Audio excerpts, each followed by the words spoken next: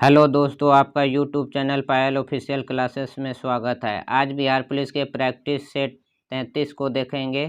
तो चलिए चलते हैं क्वेश्चन की ओर। आज का पहला सवाल है, एक समान गति दर्शाने वाले वेग समय आलेख का ढाल होता है। एक समान गति दर्शाने वाले वेग समय आलेख का ढाल होता है। इसका राइट आंसर हो जाएगा 0। अगला क्वेश्चन है, भारी जल का अनुभार है। भारी जल का अनुभार है। इसका राइट आंसर हो जाएगा 20। भारी जल का रासायनिक सूत्र D2O है। इसे ड्यूटेरियम ऑक्साइड भी कहा जाता है। ड्यूटेरियम जो है ये हाइड्रोजन का समस्थानिक है। और भारी जल की खोज यूरे नामक वैज्ञानिक ने की थी। अगला क्वेश्चन है, भारत के उत्तरी पश्चिमी भाग में शीतकालीन वृष्टि मुख्य रूप से जिस कारण से होती है। भारत के उत्तरी पश्चिमी भाग में शीतकालीन वृष्टि मुख्य रूप से जिस कारण से होती है, तो इसका राइट आंसर हो जाएगा पश्चिमी विक्षोभ के कारण होती है। अगला क्वेश्चन है, किन भौतिक राशियों के मात्रक समान हैं। किन भौतिक राशियों के मात्रक समान हैं, तो इसका राइट आंसर हो जाएगा वेग एवं चाल। इसका भौतिक मात्रक समान है। और चाल का एसआई मात्रक जो होता है वो मीटर पर सेकंड होता है। और ऊर्जा का एसआई मात्रक जूल होता है। और बल का एसआई मात्रक न्यूटन होता है। और दूरी का एसआई मात्रक मीटर होता है। और त्वरण का एसआई मात्रक मीटर पर सेकंड स्क्वायर होता है। अगला क्वेश्चन है, दक्षिणी गोलार्ध में व्यापारिक पवनों के बहने की दिशा है। दक्षिणी गोलार्ध में व्यापारिक पवनों के बहने की दिशा है। तो इसका राइट आंसर हो जाएगा दक्षिण पूर्व से उत्तर पश्चिम। अगला क्वेश्चन है, 2001 से 2011 के दशक में भारत के निम्नलिखित राज्यों में से किसमें सर्वाधिक जनसंख्या वृद्धि दर है। 2001 से 2011 के दशक में भारत के निम्नलिखित राज्यों में से किसमें सर्वाधिक जनसंख्या वृद्धि दर है, तो इसका राइट आंसर हो जाएगा मेघालय। भारत में पहली जनगणना 1872 ईस्वी में लॉर्ड मेयो के काल में हुआ था। और भारत में नियमित जनगणना की शुरुआत 1881 ईस्वी से लॉर्ड रिपन के कार्यकाल से प्रारंभ हुआ। भारत जनसंख्या के दृष्टिकोण से विश्व का दूसरा सबसे बड़ा देश है। अगला क्वेश्चन है, फूलों के संवर्धन के विज्ञान को क्या कहते हैं। फूलों के संवर्धन के विज्ञान को क्या कहते हैं, इसका राइट आंसर हो जाएगा फ्लोरिकल्चर। और पोमोलॉजी के अंतर्गत फलों का अध्ययन किया जाता है। और एंथ्रोलॉजी के अंतर्गत फूलों का अध्ययन किया जाता है। अगला क्वेश्चन है, निम्न में से कौन नकारात्मक स्वतंत्रता का प्रतिपादक है। निम्न में से कौन नकारात्मक स्वतंत्रता का प्रतिपादक है, इसका राइट आंसर हो जाएगा आइजिया बर्लिन। अगला क्वेश्चन है, कौटिल्य के अर्थशास्त्र के अनुसार निम्नलिखित में से कौन राज्य के करों की वसूल के लिए जिम्मेदार था। कौटिल्य के अर्थशास्त्र के अनुसार निम्नलिखित में से कौन राज्य के करों की वसूल के लिए जिम्मेदार था, इसका राइट आंसर हो जाएगा समाहर्ता। और कौटिल्य को चाणक्य या विष्णुगुप्त के नाम से भी जाना जाता है। अगला क्वेश्चन है, इंग्लैंड में किस वर्ष ग्लोरियस रेवोल्यूशन गौरवशाली क्रांति हुई। इंग्लैंड में किस वर्ष में गौरवशाली क्रांति हुई, इसका राइट आंसर हो जाएगा 1688 ईस्वी में। अगला क्वेश्चन है, चाचा संज्ञा से विशेषण शब्द क्या बनेगा। चाचा शब्द से विशेषण शब्द क्या बनेगा, इसका राइट आंसर हो जाएगा चाचा का चचेरा विशेषण।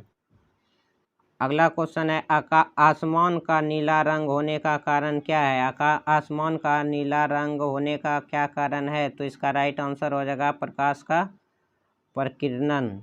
के प्रकीर्णन के कारण आसमान का नीला रंग होता है। अगला क्वेश्चन है, मोमबत्ती का जलना निम्न में से किस परिवर्तन का उदाहरण है। मोमबत्ती का जलना निम्न में से किस परिवर्तन का उदाहरण है, तो इसका राइट आंसर हो जाएगा केवल रासायनिक परिवर्तन। अगला क्वेश्चन है, किस वर्ष में बिहार औद्योगिक क्षेत्र विकास प्राधिकरण अधिनियम पारित हुआ था? किस वर्ष में बिहार औद्योगिक क्षेत्र विकास प्राधिकरण अधिनियम पारित हुआ था? इसका राइट आंसर हो जाएगा 1974 में। अगला क्वेश्चन है, एड्स एक डैश जनित रोग है। एड्स एक डैश जनित रोग है। इसका राइट आंसर हो जाएगा विषाणु जनित रोग है।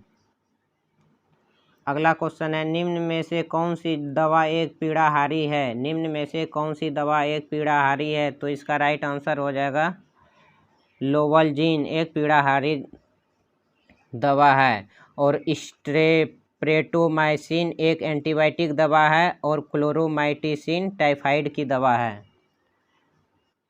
अगला क्वेश्चन है, निम्न में से कौन एक प्राथमिक उपभोक्ता है? निम्न में से कौन एक प्राथमिक उपभोक्ता है? इसका राइट आंसर हो जाएगा हिरन। प्राथमिक उपभोक्ता के अंतर्गत वैसे जीव शामिल होते हैं जो भोजन के लिए पौधे पर निर्भर रहते हैं, जैसे बकरी हो गया, खरगोश हो गया, ऊँट हो गया और हिरन। अगला क्वेश्चन है, पूर्ण रोजगार प्राप्ति हेतु प्रभावपूर्ण मांग की कमी को जिस उपाय द्वारा दूर किया जा सकता है वह है। पूर्ण रोजगार प्राप्ति हेतु प्रभावपूर्ण मांग की कमी को जिस उपाय द्वारा दूर किया जा सकता है वह है। इसका राइट आंसर हो जाएगा सरकारी व्यय में वृद्धि। अगला क्वेश्चन है, निम्नलिखित में से कौन सी कवि छायावादी युग का है? निम्नलिखित में से कौन सा कवि छायावादी युग का है? इसका राइट आंसर हो जाएगा सूर्यकांत त्रिपाठी निराला। अगला क्वेश्चन है, भारत के प्रथम उप प्रधानमंत्री कौन थे? भारत के प्रथम उप प्रधानमंत्री कौन थे? इसका राइट आंसर हो जाएगा सरदार वल्लभ भाई पटेल। भारत के प्रथम उप प्रधानमंत्री कौन थे? इसका राइट आंसर हो जाएगा सरदार वल्लभ भाई पटेल। और भारत के प्रथम गृह मंत्री भी थे सरदार वल्लभ भाई पटेल। अगला क्वेश्चन है, निम्नलिखित में से कौन सा प्राणी स्तनधारी नहीं है? निम्नलिखित में से कौन सा प्राणी स्तनधारी नहीं है? इसका राइट आंसर हो जाएगा छिपकली। अगला क्वेश्चन है, फ्रांस में पेरिस कम्यून की स्थापना कब हुई थी? फ्रांस में पेरिस कम्यून की स्थापना कब हुई थी? इसका राइट आंसर हो जाएगा 1871 ईस्वी में। अगला क्वेश्चन है, निम्नलिखित में से कौन सा संत ईश्वर के निर्गुण एवं सगुण दोनों में आस्था रखते थे? निम्नलिखित में से कौन सा संत ईश्वर के निर्गुण एवं सगुण रूपों में आस्था रखते थे? इसका राइट आंसर हो जाएगा कबीरदास। अगला क्वेश्चन है, संक्षेपण बहुलक का उदाहरण है। संक्षेपण बहुलक का उदाहरण है। इसका राइट आंसर हो जाएगा टेरिलीन। अगला क्वेश्चन है, कुतुबुद्दीन ऐबक का उत्तराधिकारी कौन था? कुतुबुद्दीन ऐबक का उत्तराधिकारी कौन था? इसका राइट आंसर हो जाएगा आराम शाह। और इल्तुतमिश जो था वो गुलाम वंश का वास्तविक संस्थापक था। अगला क्वेश्चन है, नीचे लिखे अक्षांशों में से भारत की मुख्य भूमि से गुजरने वाला अक्षांश है। नीचे लिखे अक्षांशों में से भारत की मुख्य भूमि से गुजरने वाला अक्षांश है। इसका राइट आंसर हो जाएगा 29 डिग्री और 36 उत्तर अक्षांश। अगला क्वेश्चन है, मेहरुनिसा परवेज को निम्नलिखित में से किस सम्मान से सम्मानित किया गया? मेहरुनिसा परवेज को निम्नलिखित में से किस सम्मान से सम्मानित किया गया? इसका राइट आंसर हो जाएगा पद्म श्री। अगला क्वेश्चन है, कोशिका भित्ति डैश कोशिका में अनुपस्थित होता है। कोशिका भित्ति कोशिका में डैश कोशिका में अनुपस्थित होता है। इसका राइट आंसर हो जाएगा जंतु। अगला क्वेश्चन है, यदि किसी वस्तु का वेग दोगुना कर दिया जाए तो उसकी गतिज ऊर्जा होगी। यदि किसी वस्तु का वेग दोगुना कर दिया जाए तो उसका गतिज ऊर्जा क्या होगी? इसका राइट आंसर हो जाएगा 4 गुनी हो जाएगी। आज के प्रैक्टिस सेट का लास्ट सवाल है, वर्गीकरण की द्विनाम पद्धति की अवधारणा किसने दी थी? वर्गीकरण की द्विनाम पद्धति की अवधारणा किसने दी थी? इसका राइट आंसर हो जाएगा लिनियस ने। वर्गीकरण की द्विनाम पद्धति की अवधारणा लिनियस ने दी थी। और लिनियस को आधुनिक वर्गीकरण के जनक कहा जाता है। और द्विनाम पद्धति के अनुसार मनुष्य का वैज्ञानिक नाम होमो सेपियंस है। चलिए चलते हैं कल प्रैक्टिस सेट 34 को देखेंगे। कृपया चैनल पर नए हैं तो चैनल को सब्सक्राइब करें। Thank you.